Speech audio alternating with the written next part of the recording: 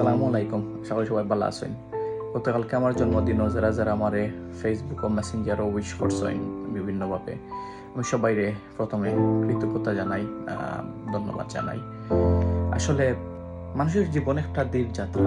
জন্ম থাকি মৃত্যুর দিকে, শ্বাস নেওয়া থাকি শেষ শ্বাস পর্যন্ত এক অদৃশ্য সফর।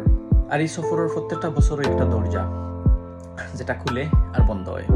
একটা অধ্যায় যেটা লেখা শেষ হয়, একটা সময় যেটা হয়তো আর কখনো ফিরিয়ে আইতো না আমরা লাইফও। তো এই দিনটারে আমি কেক, মোমবাতি বা উচ্ছ্বাসের দিন হিসাবে আমি দেখি না। আমি এই দিনটার ভিতরে আমার অতীত, বর্তমান আর অনিবার্য ভবিষ্যতে দেখতে পাই। তবে একটা কথা, জন্মদিন জীবনের মতো সুন্দর দিন, প্রিয় দিন। এখানে নাই মা বাবাই আমরা কত কষ্ট করিয়া, কত আশা করিয়া আমরা দুনিয়া দেখছেন। এই দিনটা আমার আইলেই আমার খুব কষ্ট লাগে। কেন কষ্ট লাগে? বিকজ আমি এই দিনটা পালন করতাম কিলাম। আমি যখন সময় দেশে থাকতাম, তখন সময় আমার আব্বা এশার নামাজ পড়িয়া আইতা। আমি যখন সময় দেশ থেকে আইছিলাম বিদেশ, তখন সময় আমার আব্বা এশার নামাজ পড়িয়া আইতা। বিরিয়ানি বানানি হইতো, বিভিন্ন কোল্ড ড্রিঙ্কস আনা হইতো।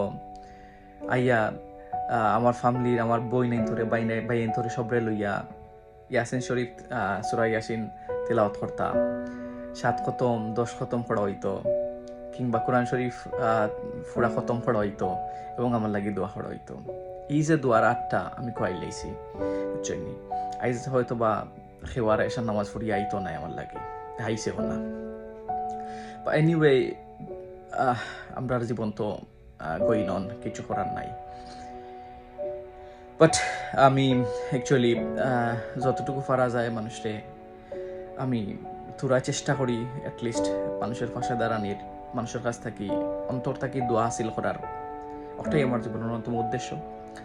আর আমি আমার নিজ থাকি যতটুকু পারি আমি সবার লাগি দোয়া করি, চাই আল্লাহ সবাই সুস্থ রাখতা। আমার লাগি সবাই দোয়া করেন যেন মন থাকি আল্লাহ হেদায়ত দান করতা, আল্লাহ ফত রাখতা এবং সবসময় মানবতার কাজও রাখতা। অতটুকু চাওয়া। আল্লাহ হাফিজ।